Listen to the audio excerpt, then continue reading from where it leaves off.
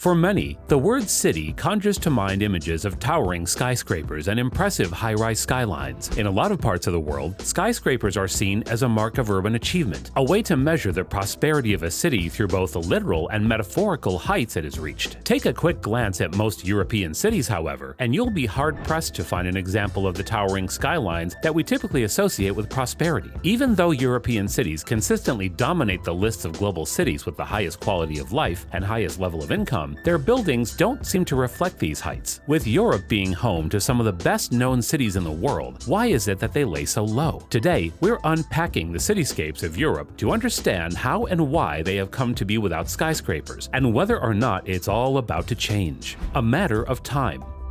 It was in the late 19th century when the interest in building skyscrapers first rose to prominence, primarily in the U.S. cities of Chicago and New York. By this time, the majority of European cities were already firmly established, with many already existing as thriving urban centers for thousands of years. While a great deal of the cities developing in the USA during this time were the result of very conscious and calculated urban planning, the layouts of European cities were produced by centuries upon centuries of organic urban development. The old age of European cities, even in the 19th century, had a great impact on the availability of plots and land large enough to support the construction of these large structures. Many European cities still make use of the same narrow, winding streets that have stood since medieval times, making the logistics of large-scale construction even more complex than usual. While cities in the US were pioneering the project of high-rise architecture, European cities were largely content to maintain their centuries-old layouts. To complicate matters even further, many European cities rest on top of what is essentially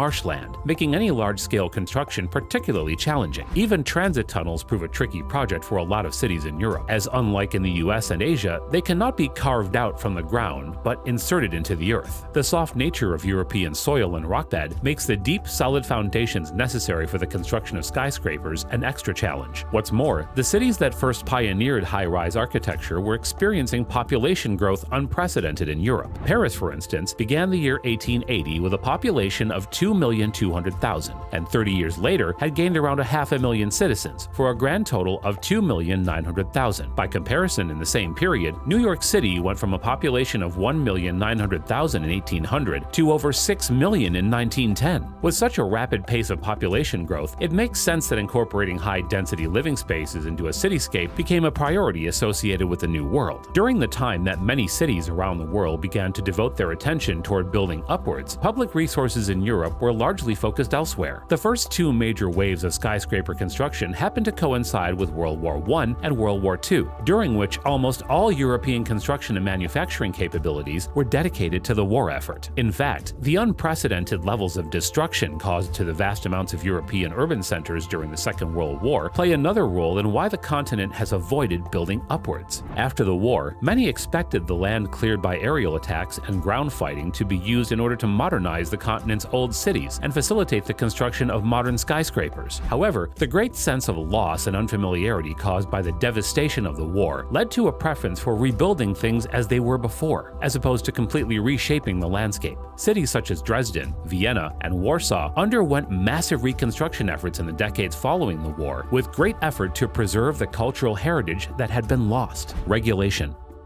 In the 1960s, as the focus on post-war reconstruction faded from priority, some European cities began to dip their toes into the world of high-rise architecture. In particular, the Belgian capital of Brussels became the site of a number of taller developments that took place in increasingly gentrified neighborhoods. This first began with the city's preparation for the 1958 World's Fair, or Expo 58, for which many buildings were demolished and redeveloped with little regard to what historical, social, or architectural significance they may hold. Ambitious building projects began to sprout up in an effort to rapidly increase the amount of urban spaces for living and working, as well as streamline transportation. The planning and development of these high-rises was altogether laissez-faire and without pattern, and citizens and public authorities quickly realized that this lax approach to zoning and urban planning was becoming a problem. Throughout the 1970s, environmentalists and preservationists began to lobby the government with increasing intensity to do something about the rampant redevelopment of the city. In response, laws were put into place that restrict the demolition of sites and buildings buildings that may hold cultural or historical significance, which greatly slowed the rate of urban redevelopment. Many other European cities have adopted similar policies regarding the protection of historic buildings. Most European cities are home to historic centers, and any plans for urban redevelopment give priority to the preservation of these historic quarters. The desire to preserve historic and culturally significant sections of cities has largely shaped the European attitude toward their urban zoning laws.